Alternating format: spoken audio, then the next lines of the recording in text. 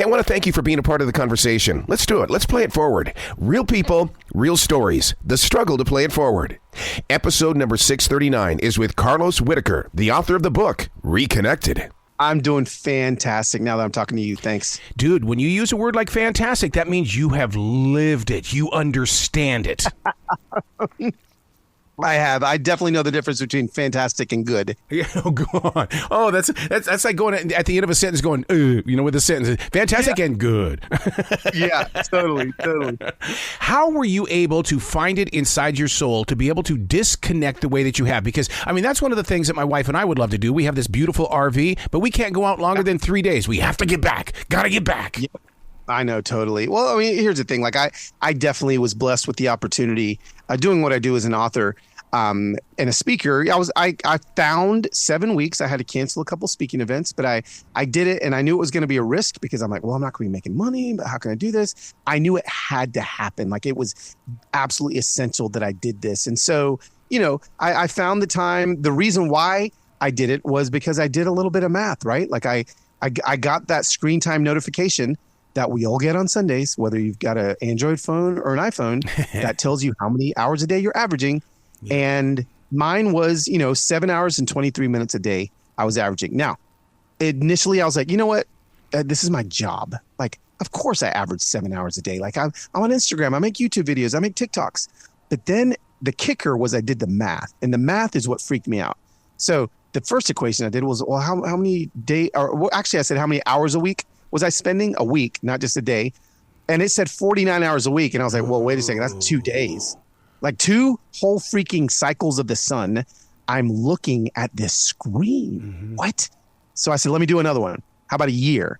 Well, 49 hours a week is almost 3 months a year. Oh my God. 3 months a year. Can I tell you something? If my iPhone notification came across on a Sunday and said, you are losing 3 months a year of your life, I think it would make drastic changes in most of us. But the kicker was when I said, if I live to be 85 years old, and I'm putting it in my calculator, I'm really bad at math, so I'm trying to figure this out.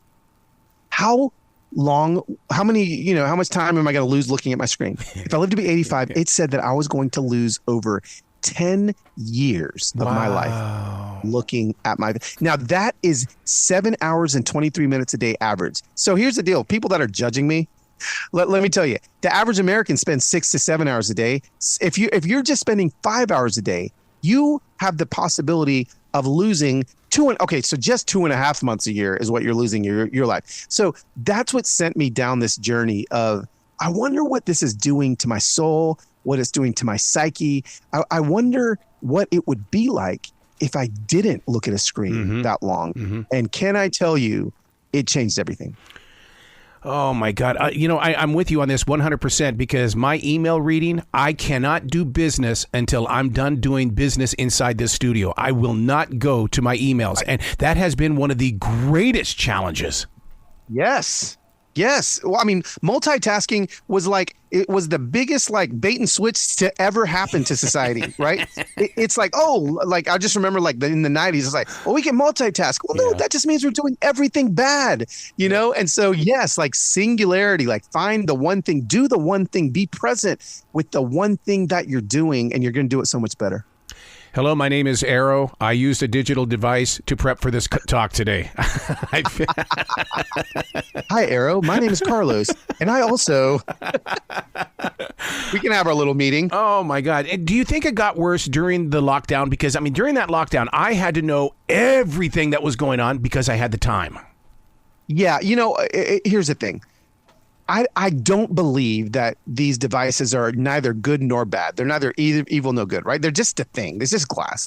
They are what we use them for. I could pick up my headphone, throw it at Skinny Mike's head across the studio right now, and it would be a bad headphone, right? Or I could have a conversation with you, and it's a good headphone, right? So what we found during the lockdown was that it was great to be able to keep in touch with our friends. Loneliness is a epidemic that is sweeping the world right now. And we were able to use it for some good with those things. But I do think that we did get even more addicted to consuming content, to this false sense of control that we felt like this content and this knowledge was giving us. I just don't think that we really understood what it was doing. And so now on the backside of it, we're just used to Zoom meetings. We're used to all these things that have taken the humanity out of what we do every day. And I got to live for almost 2 months where every conversation I had with another human was breath to breath, face to face.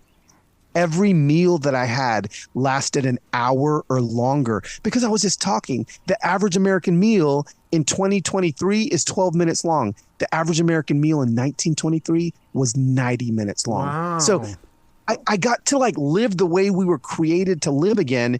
And here's the kicker. When I fell back in love with all of these things that we've forgotten how to do during these 7 weeks, I just pick up my phone less. Like I didn't have to make rules. I don't make rules. It's not like, okay, Carlos, limit your screen time to 5 hours a day. No, my screen time is now 3 hours a day. As of this recording, 3 hours a day, and it was 7.5 hours a day. And I have not implemented a single screen time rule. Why?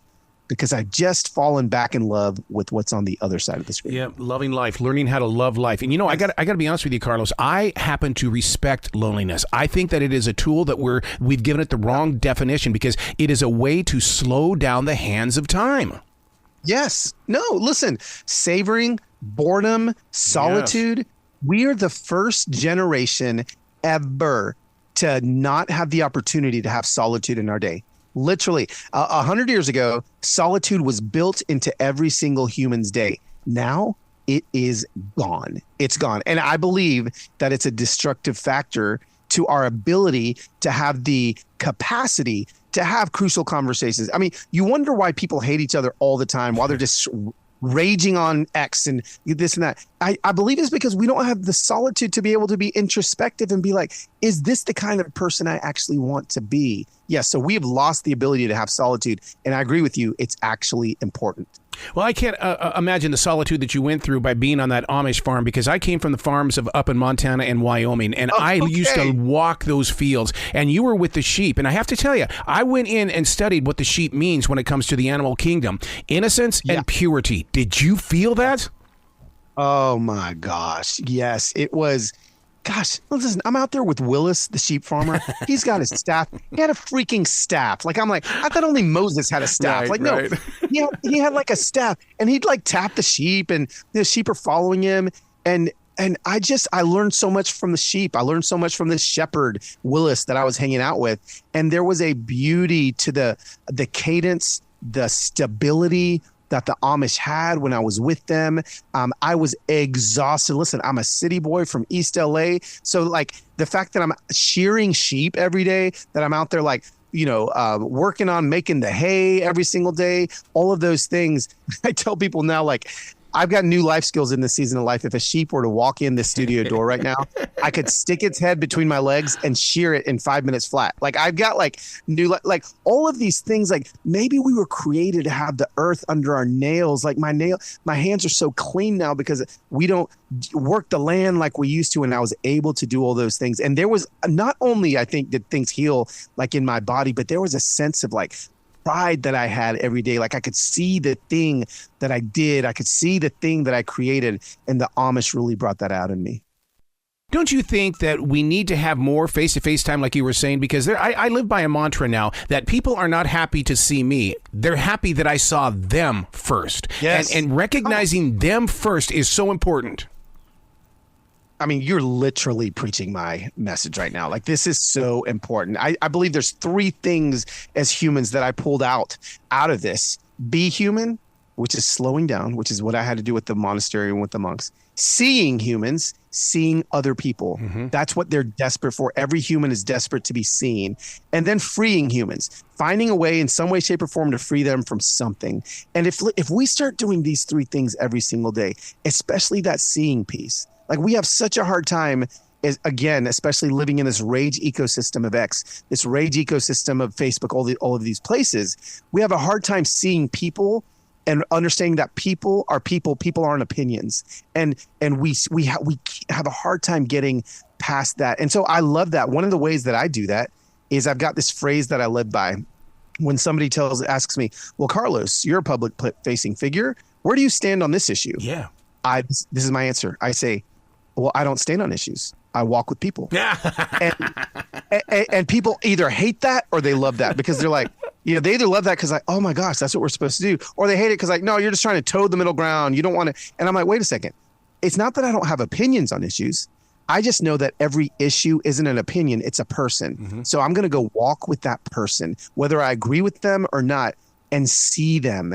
And the second you see somebody, it's so hard for them to hate you and you to hate them. Are you a defragger? What I mean by that is, do you break things down to ask questions and then question the answers? Yes, that is me. How'd you figure that out? I love that because curiosity is just such a missing skill these days. It's the missing part of who we are. And I believe that curiosity literally breeds empathy. And so, I'm not saying that if there's somebody that's super dehumanizing to other people, that I'm just going to be like buddy with them, right? There's some people that I just can't walk with. Okay. Yeah. So this isn't going to work with everybody, but yes, I want to ask questions. I want to find out why you believe this. Well, why do you believe that? Oh, that happened to you. Well, why did that happen? The question why is so helpful for us to understand where someone's coming from. That's so interesting that you bring that up, because one of the things when it comes to people that make me feel uncomfortable is that I challenge myself, play the game, dude, play the game, go kill them with kindness, go be really super nice to them. And then you get that question, why are you always so happy? Because you would be happy with me. And it just it kind of just put them on the spot. Totally. People don't know what to do with that. Can I tell you a quick story really fast? There's so I live in Nashville, Tennessee, and there was a really big media company that moved to Nashville a few years ago, and they moved and I follow a lot of their personalities on X, and there's one of them that and I don't disagree with. I mean, I don't agree with this guy, right? Like I really vehemently disagree with a lot of his opinions, but I actually enjoy following him on X because I think he's smart and he teaches me things about what I don't believe. But I happened to see him at a restaurant like maybe 2 weeks in, and like, so this guy's kind of a celebrity. And my wife's like, why are you freaking out? I was like, oh my gosh, that's blank. And he's, and she goes, well, what about him? I was like, well, I honestly, like, he's so mean. He's just like really mean to people. But he's kind of funny sometimes. So I follow him. She goes, well, you should go pay for his meal. Ooh. And I go, excuse me? I was like, not that guy. Like not him. Like literally, I don't believe anything that he says. She's like, well, you're Mr. Don't Stand on Issues, Walk with People. You should pay for his meal. So I walk up to him. And I was like, hey, my name's Carlos. Nice to meet you. And, him and his wife were smiling at me. And I was like, listen, I know who you are off of X. It was Twitter at the time. And I said, and I want to let you know, I don't agree with really anything that you say. And immediately, like, he got defensive. Yep. And I said, but I just want to say, welcome to town.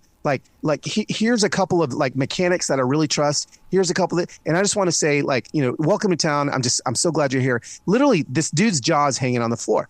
So then I paid for his meal. I didn't tell him that I did that, but I told the waitress. A couple hours later, my phone starts blowing up. And it's all these friends that follow this guy that do believe what he believes are like, hey, is this you? And they all had a screenshot of a tweet where he said, you guys are never going to believe this. Some guy named Carlos here at a restaurant came walking up to me and says he doesn't agree with anything I say and disagrees with me politically and all these things.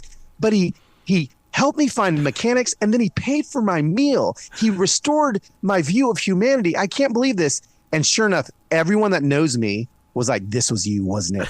This was you, wasn't it? And let me tell you, like, this is just the thing that I think we all need to get back to. I ended up having lunch with this guy. He reached out to me and we've had a couple meals together. We're not best friends, but there's a bridge of humanity that's been built because of exactly what you said. Kill them with kindness.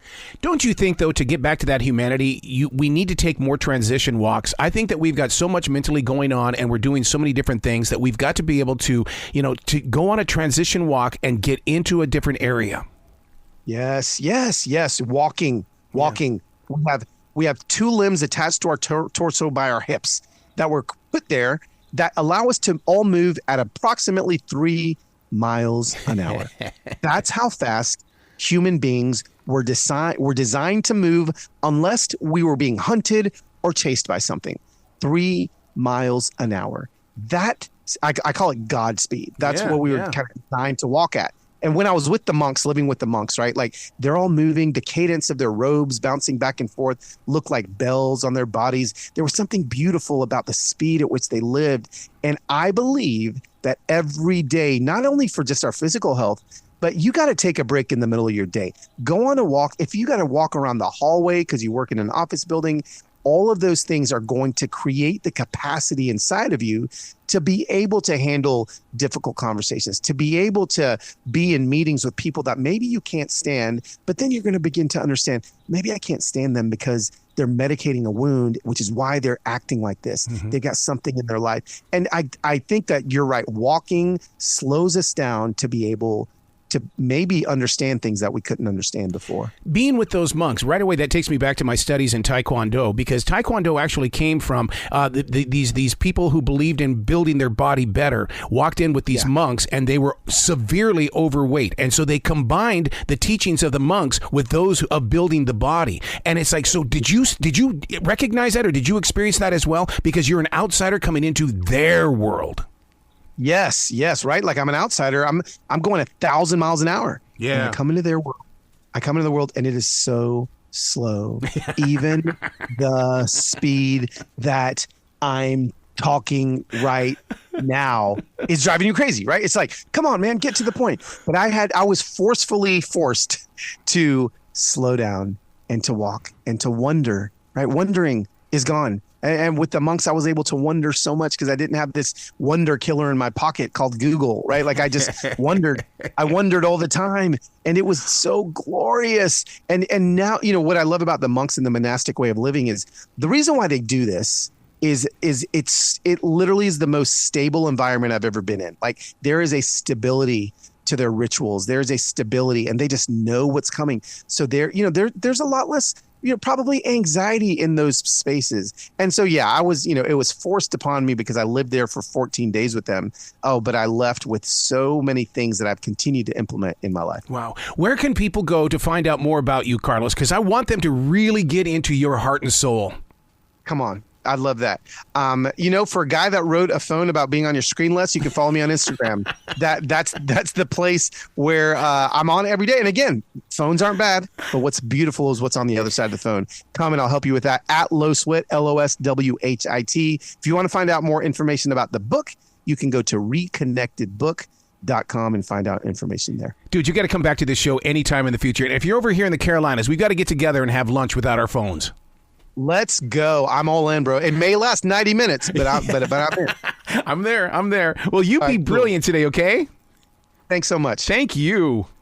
Yeah, man.